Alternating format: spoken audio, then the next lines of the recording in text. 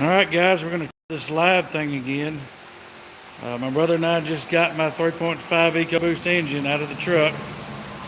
And let me tell you, talk about fighting the engineers. I fought them every bit of the way to get this engine out of the truck. This by far is probably the hardest automotive task that I've ever had to do. That includes timing chain, put the turbos and new manifolds in the truck while the engine's in the truck. This was crazy. You can see there's a bunch of the parts there. And here's the truck with the part of the truck tore out. Now again, this is what happens when you mess with stuff that you're not really sure about, and that's what I did. All this is caused by the way I plumbed in this catch can system that I was adding to my truck to replace the original system that I had set up that worked great.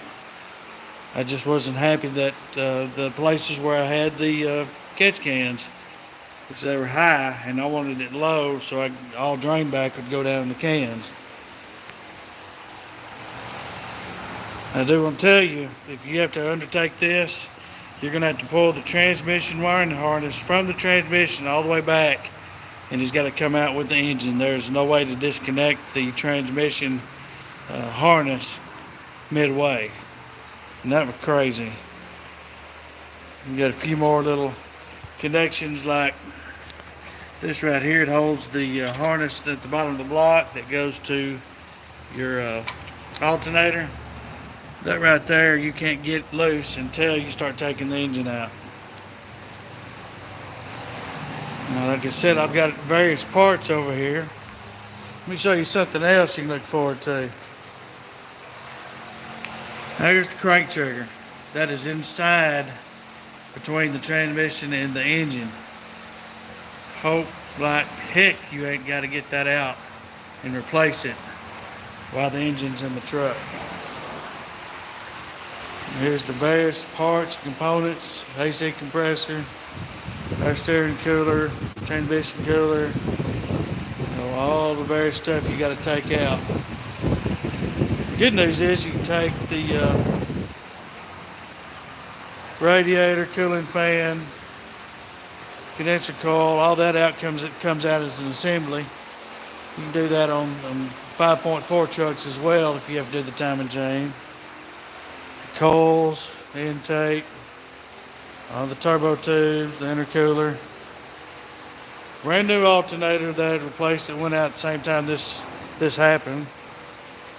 You got your engine and transmission wiring harness, valve covers, associated bolts, whatnot. So guys, this is weekend number 2. I've got next weekend. I'm also tearing this thing down completely, all the way completely down. I'm going to replace everything that gets oil. I've got no choice. And right now I'm looking for a machine shop. Unfortunately, it looks like there's no decent machine shops left around my area. Now, if you guys know of any good machine shops around Longview, Texas, Tyler, Texas, around the Dallas area, northern Dallas area, man, shoot me an email or post a message on this video and let me know, what you got, because I'm going to put some higher end rods in, mainly pistons.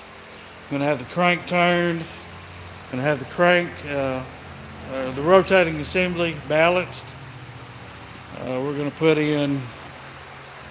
going to use the same turbos, but I'm going to put in cartridges for the turbos to get a little bit more out of the turbos without straining them. So I've got a few things planned, and I'm going to try my best on reassembly to document some of this stuff. I would like to have a video from start to finish, taking this thing out, putting it in, but let me tell you that I see why nobody's got one on YouTube.